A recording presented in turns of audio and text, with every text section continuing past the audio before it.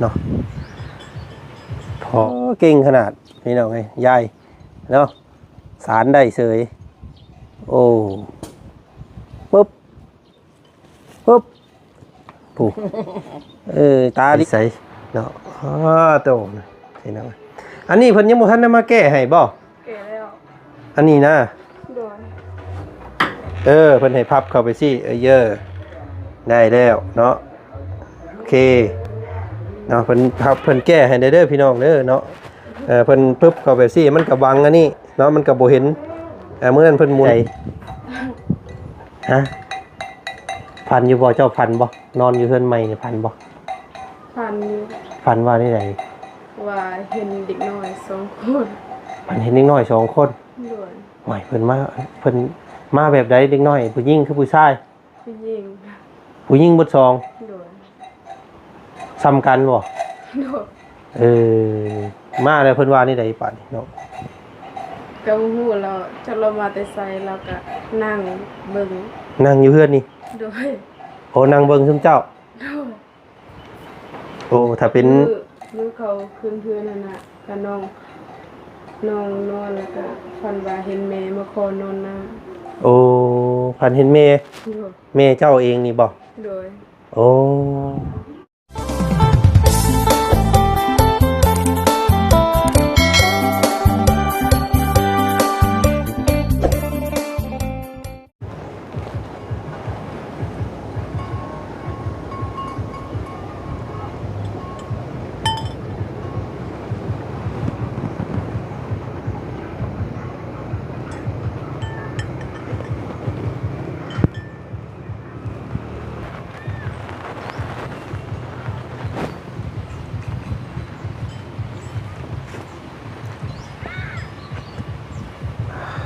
เนาะ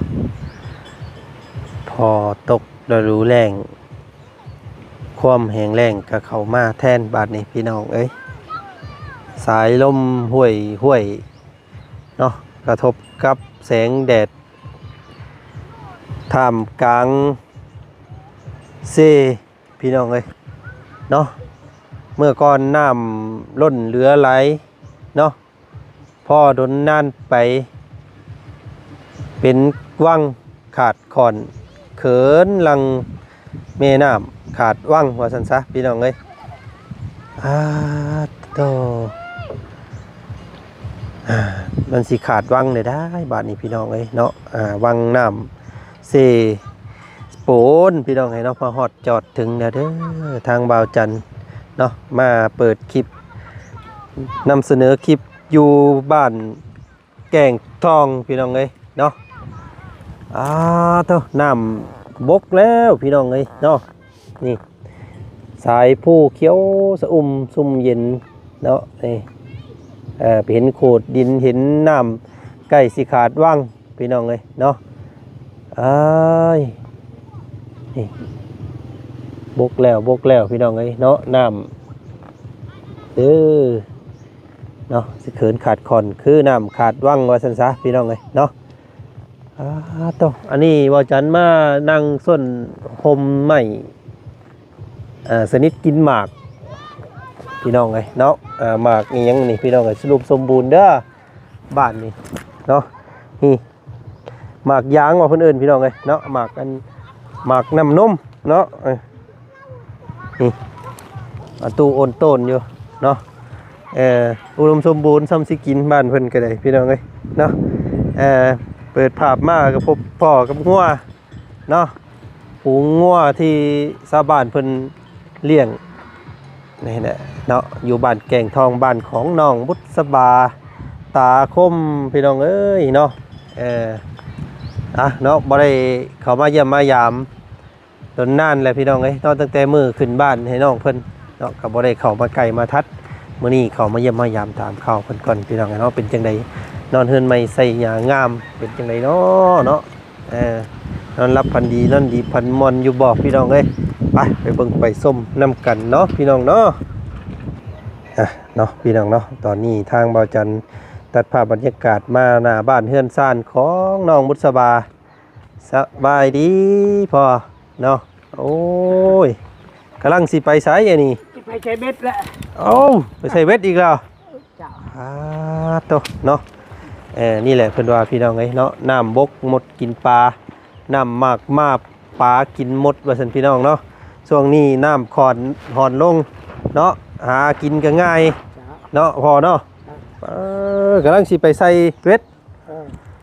เอาหยังใส่เหงื่อมันมื้อนี้เอาหยัง เอาขี้เดือนแล้วจ้ะ พี่น้องไอ้เนาะหาอยู่หากินคือเก่าเนาะเมื่อวานนี้ได้บ่วานนี่ไปอยู่บ่ ปลาคอตัวนี้ ได้ปลาคอตัวหนึงใหญ่บ่ น้อย โอ้พี่น้องไอ้เนาะหมานตลอดทางตู้พ่อเฮาเนาะอันนี้สิเป็นหมงกันว่าเฮ็ดอยู่เฮ็ดกินแล้วเลยตัวนี้เนาะตัวนี่ หักเนาะ ปลาตัวมันน้อยได้อันนี้ตัวบักใหญ่โอ้พี่น้องได้อยู่มื้อละตัวสองตัวเนาะถ้าได้มาได้หลายได้เฮ็ดอีได้พอเอาไปขายเด้อ ขาย อันนี้ ซ้ำนี่เท่าไหร่นี่ซ้ำนี่ ทำนี่ เช้าทำชีวิตฉะนั้น โอ้พอได้อันโฮมไว้เนาะกินเยอะพออยากกิน โฮมไว้ขายอันไว้ซื้อข้าวซื้อน้ำ จ้า เนาะตอนมันมีนี่ก็ถือซะว่าเป็นทุนเพิ่นเอาไว้ให้ตอนนี้พี่น้องเอ้ยเนาะสักมื้อสักวันมันก็สิเบิด จ้า ช่วงนี้ แล้ว ช่วงที่ว่ามีอันว่าข้าวกินนี่ก็เฮาก็หาไว้เนาะหาเงินโฮมไว้ซื้อกินตอนมันเบิดพุ่นแล้วเนาะ เจ้า พี่น้องก็เป็นนี่ได้พ่อนอนเฮือนใหม่ โอ้ยหูเมื่อยทำ ฮะ หูเมื่อยทำตื่นก็ช่วย เอ้าเฮ้ยเฮ็ดเฮือนคักโพดมันมืดเนาะ มันมืดมันหม โอ้ บ่ได้หนาวจักนิ อืมเนาะจักคืนแหละนอนนี่เพราะตั้งแต่มือขึ้นเฮือนนี่ แต่มือขึ้นเฮือนนั่นนอนตลอดอย่างนี้แล้ว จักมือเลย บ่ได้นับมันเลย เนาะพากันรับกันนอนคักแน่บาดนี้เนาะอยู่เย็นเป็นสุขโอ้ยคักพี่น้องเอ้ยเนาะสุขสบายอันนี้เอาไว้มงเฮ็ดกินบ่ตัวนี้ เจ้าม งนึ่งข้าวนึ่งน้ำมงเงินถ้วยบวง ตัวบวมก็ว่าอย่าง โอ้ นี้ พี่น้องเอ้ยเนาะคอยพัดคอยเคลียร์เอาเด้อทางดังบ้านหลังยังกะให้มันสะอาดได้พอเด้อ แล้วก็ จูดบ่แหละ จูด คอยจูดไปมือเล็กมือหน่อยเอามันใกล้เฮือนคนเนาะให้มันสะอาดสะอ้างให้มันงามพี่น้องเอ้ยโอ้บ่ได้เข้ามาเยี่ยมเราเลยตั้งแต่มือขึ้นเพื่อนเนาะใส่ชาน้องบุตรเพิ่นอยู่บ่พออยู่เนาะโธ่ตะลุมตะลางแปรแปรนพี่น้องเอ้ยเนาะแขนอูทางมีตู้เพิ่นก็โอ้คักเด้นี่เนาะอายะเฮาน้องนั่งอยู่อูแขนอนาสารสวิงอยู่เนาะสบายดียะ เฮ็ดหยังอันนี้ ทานทิ้ง สวิงขายบ่ขาดสารขาย ขายชื่อเล็กไฟ ฮะ ชื่อ ซื้อเด็กไฟบ่มีเด็กไฟบ่ มี โอ้อยากได้เด็กไฟขายเท่าไหร่อันนี้ขายแนวใดขายแนวใด 5,000 ฮะ ว่าชื่อเล็กไฟ5,000 อันนี้ได้เท่าไหร่อันนี้ อันนี้50 50ยังบ่แล้วเนาะสารให้แล้วเด้อเฮาสิซื้อซอยเด้อเดี๋ยวเฮาสิซื้อเด้อสารให้เฮา ขายแล้ว ขายละ ลาย โอ้ 50 อันหนึง50 อันนี้ก็ 50 อีก มีคนจองแล้วบ่ฮะ ยัง มีคนนั่นน่ะ นี่ จองแล้ว โอ้ยพี่น้องเอ้ยเนาะสารให้มันแล้วเฮาสิซื้อซอยเด้อมื้อหน้า ถูก บ่เห็นหุง ตาคุณ เอาสารให้เฮาเบิ่งแน่สาร กันเอ็กอันนี้ไม่ได้เงินนากะ เฮ็ดให้เฮาเบิ่งแน่ เอ็กอันนี้ไหน พี่ตู่เพิ่นบ่เข้าใจ สารให้เฮาเบิ่งแน่สารให้เฮาเบิ่งแน่มา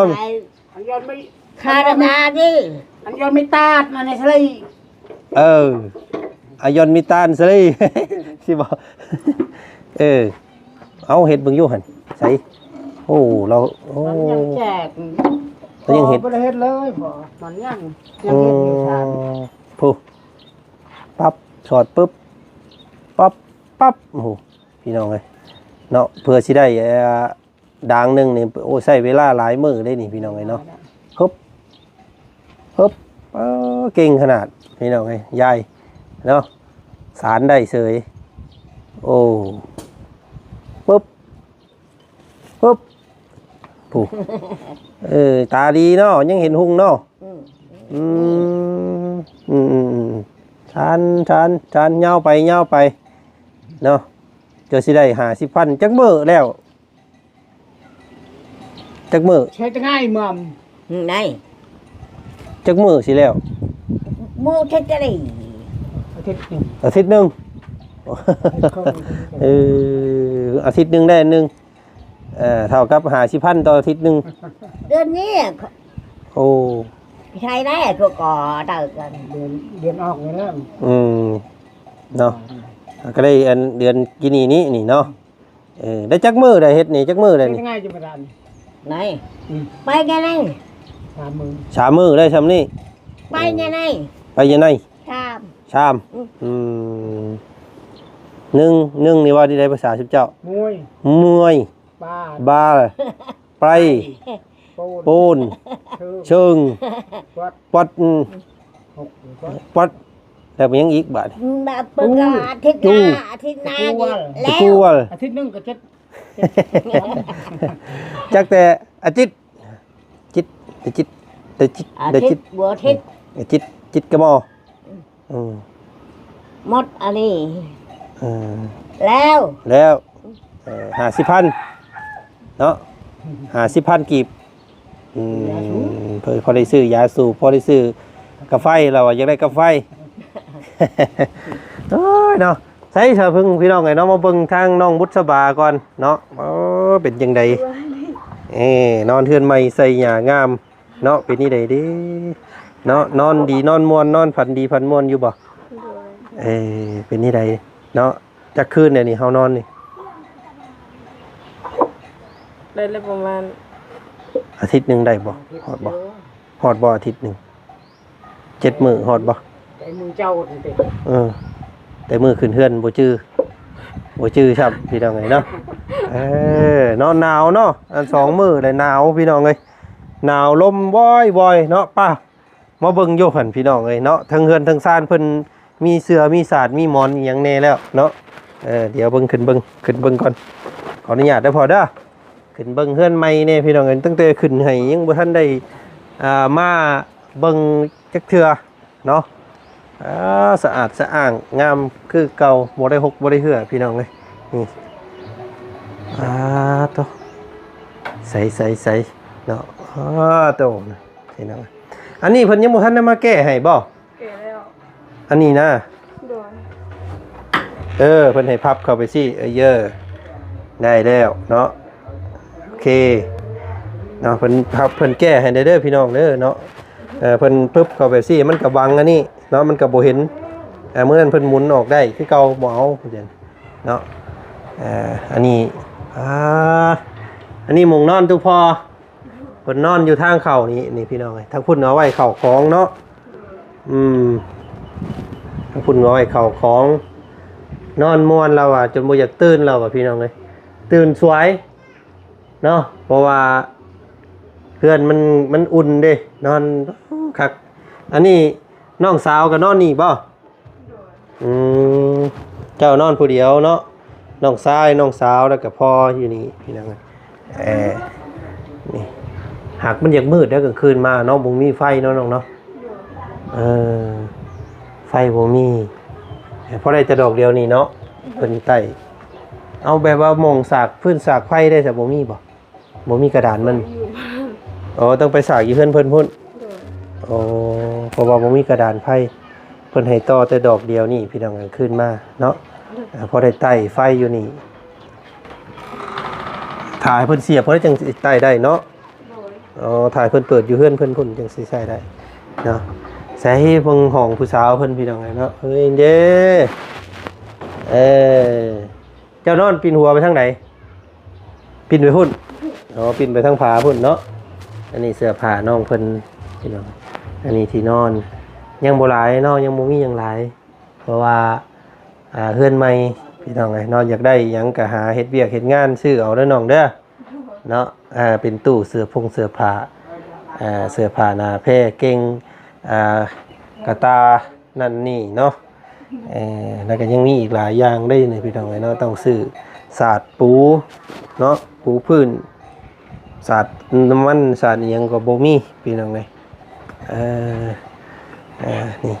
เนาะอัดสบายอัดง่ายดีพี่น้องเอ้ยงามเนาะเพื่อนน้องเพิ่นฝันดีอยู่บ่ ฝันว่าที่ใดฮะฝันอยู่บ่เจ้าฝันบ่นอนอยู่เฮือนใหม่นี่ฝันบ่ ฝันอยู่ ฝันว่าที่ใด ว่าเห็นเด็กน้อย2 คน ฝันเห็นเด็กน้อย2 คน ด้วย โอ้ยเพิ่นมาแบบใดเด็กน้อยผู้หญิงคือผู้ชาย ผู้หญิง ผู้หญิงเบิดสอง ด้วย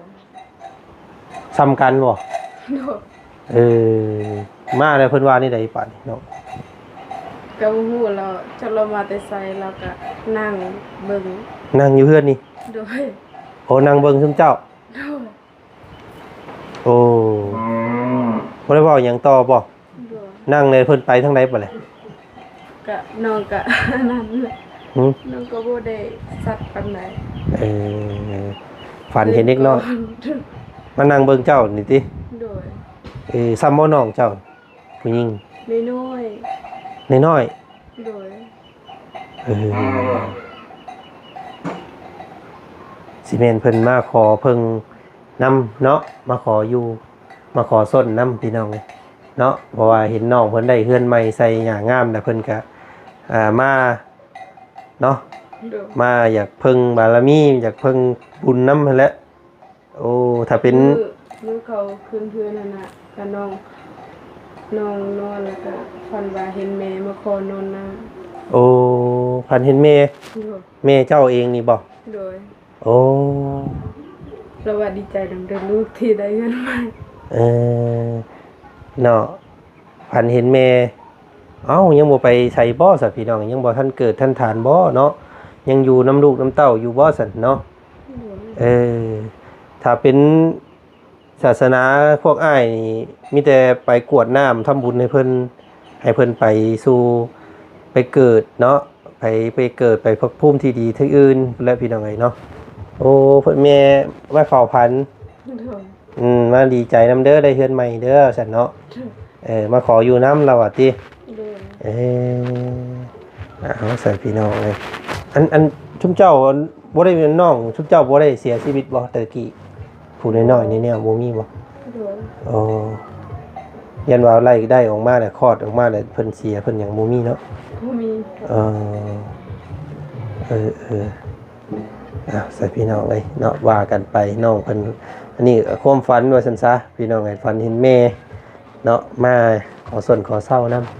และเอิ้นบอกเพิ่นเนาะอยู่เศร้านํกันนี่แล้วซั่นเนาะแต่ว่าอยู่คนละภพคนละภูมิ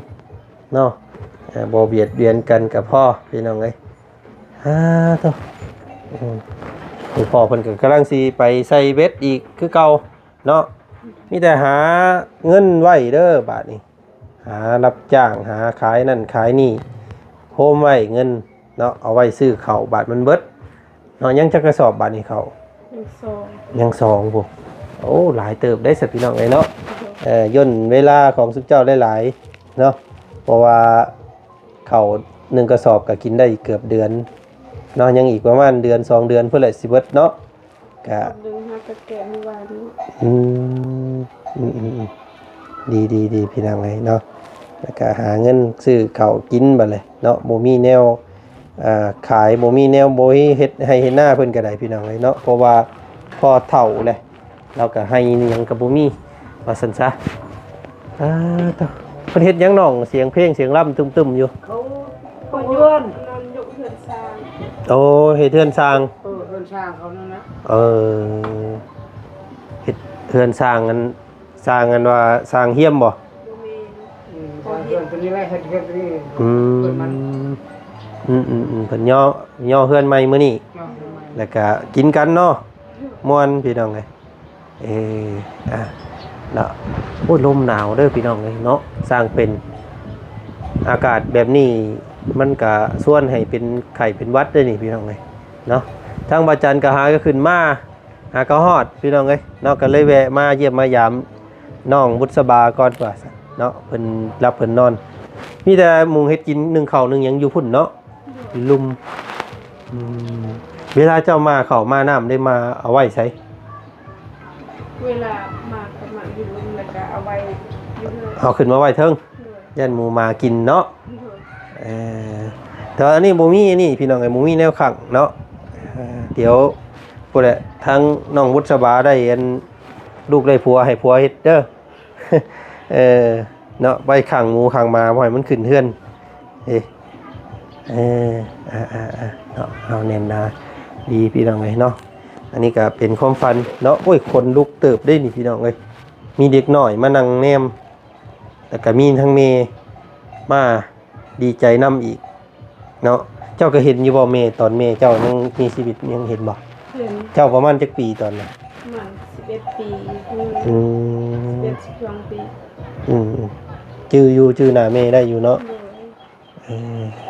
เลย และอันเพิ่นเป็นนี่ได้เสียอันเมเจ้านี่ เป็นโรค เป็นป่วยเนาะ เลย ผู้ใดซะอันว่าเราว่าเนาะนั่งน่ะตายเลยน่ะ เมที่สอง เมน้องอัน หนองอ้อน แม่น้องออยหั่นเนาะอ๋อนั่งแต่เสียเลยนั่งแต่ไปเลย เลยเกิดเป็นบ้า โอ้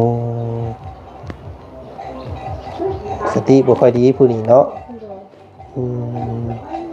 แต่แม่เจ้าน่ะเพิ่นเป็นโรคหยังเนาะ โรคอยู่ในท้องเป็นโรคเป็นมดลูก อ๋อเนี่ยเป็นมะเร็งในท้องนะครับเป็นมะเร็งมดลูกเอ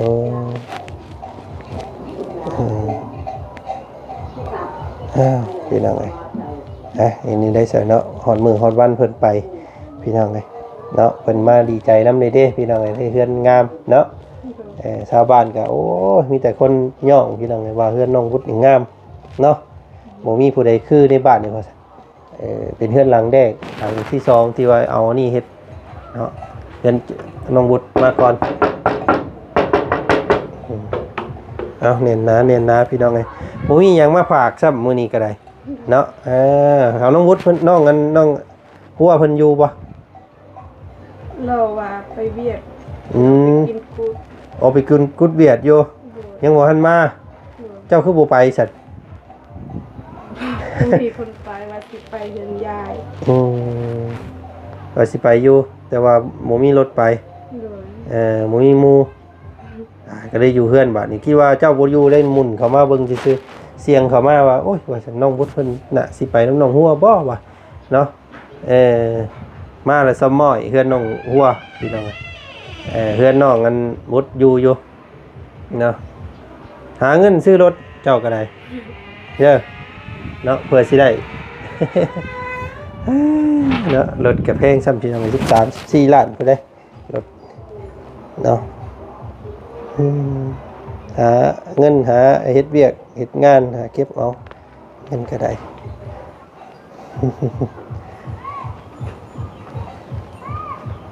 เอาได้ปลาสิมากินน้ำเด้อมื้อหน้าพ่อ เอามือเลยปลานั่น โอ้ยบ่เอามื้อนี้ฮะ ไว้กับบ่มี เอาไว้ขาย บ่มีใครกินดอก เอาไว้ขาย บุญก็บ่ได้กินถ้าก็กระเทินก็ชำนาญก็ได้5-6โตบุญจะขาย เลือดกินเลือด เอามือเลยใช้ทุกอย่างให้บุญ อย่าแล้วพี่น้องไงเนาะเอาไว้ซุปเจ้ากินซะ บ่ได้กินเลย เออ ลูกชายก็บ่อยากกิน ทำไว้ทันได้ ผู้เพิ่นเบื่อปลาเลยนะเบิ่งเนาะซุปเจ้านี่เป็นคนเพราะว่ากินเรื่อยเลยเนาะกินเรื่อยแล้วบ่คิดอยากกินเรื่อยกินนั่นหลายแล้วก็บ่ค่อยอยาก ขายจะนึงใหญ่อะไร ก็ชื่ออันนั้นโคมมัน พอได้อันนั้นติเอามาเอาขนมไว้อันนั้นแน่สั่นไปมาเอาขนมอันไว้ให้น้องอันอ้อยแน่เนาะเราบ่มีหยังให้พี่น้องไงเนาะได้ปลาตัวนึงแล้วก็สิให้เราว่ะโอ้ยบ่เป็นหยังดอกว่าสันทางว่าจันก็ได้พี่น้องเอ้ยเนาะเอาขนมไว้ให้น้องอ้อยนี่เด้อเดี๋ยวไปเอาก่อนอ้าวโอเคมีแต่เอาขนมไว้อันฝากอันน้องอันหอยนี่เด้อพี่น้องเนาะบ่มีหยังมาต้อนเนาะ มาเยี่ยมมายามเบิ่งซื่อๆมื้อหน้ามื้อในสิแวะมาดินน้ำใหม่เด้อ โดย เนาะหาเวียกหางานหาอีหยังเฮ็ดพี่แลพี่น้องเอ้ยเนาะกะน้องเพิ่นยังขาดห้องน้ำกับเรือนครัวบ่มีเนาะฟ้าฝนตกนี่ก็อันนี้มันก็สิเปื่อยไปจักสิไว้ใช้ได้ถ้วยบวงบาดนี่พี่น้องเอ้ยเนาะพอได้มีห้านอันนึงตั้งอยู่นี่ใครอยู่เนาะพอได้นึ่งข้าวนึ่งน้ำอยู่ตะลุมตะลางนี่ก็ได้ใครได้พี่น้องเอ้ยพอไม้ผาสลาแล้วยังเด้นี่เนาะยังอยู่นี่เฮ็ดเอาอีหยังขังอันนึงนี่ก็พอได้จุอยู่รุมนี้ฟืนไฟบัดยามฝนเอาโอเคซั่นเนาะจังซั่นบ่าวจันขอตัวลาก่อนเด้อพ่อเด้อมื้อหน้าสิมากินต้มปลานํเด้อได้ปลาใหญ่โทรหาเด้อ ให้บุตรโทรดอก บ่เป็นหยังบ่เป็นหยังอ้ายสิไปบ้านอาดับก่อนเนาะหากันมาฮอดยันมันค่ำเนาะโอเคเด้อน้องเด้อเด้อสบายดีเนาะเจอกันใหม่ไปเนาะทุกพ่อบ่ได้ฝันหยังบ่มาเหอะ ทุกละพันก็นอนละพันเลย มอนแต่ฝันมีแต่ความฝัน มีตัวความพัน เอาพี่น้องเอ้ยเนาะก็ว่ากันไปทางน้องเพิ่นฝันเห็นแม่มาเยี่ยมยามจากมันอยู่นำคือเก่ามีเด็กน้อยโอ้จังหวะสิได้ลูกไปจักน้องบุตร ยังบ่มีผัวสิมีลูกได้สินี่ลูกพาแฝด2คนทำมาจักพี่น้องเอ้ยโอ้ผู้หญิงแล้วอ่ะ2คนน้อยๆมานั่งเบิ่งเรานอนอยู่โอ้เนาะเอาพี่น้องเอ้ยเพิ่นมาดีเจ้าที่เจ้าทานนั่นแหละเนาะจังได๋ก็ติดตามเบิ่งนํกันใหม่เด้อเนาะคลิปหน้าแล้วกันพี่น้องคลิปนี้ไปแล้วพี่น้องเอ้ยสบายดีสวัสดีเด้อเนาะพ่อแม่พี่น้องมัดจุกคู่สุขคน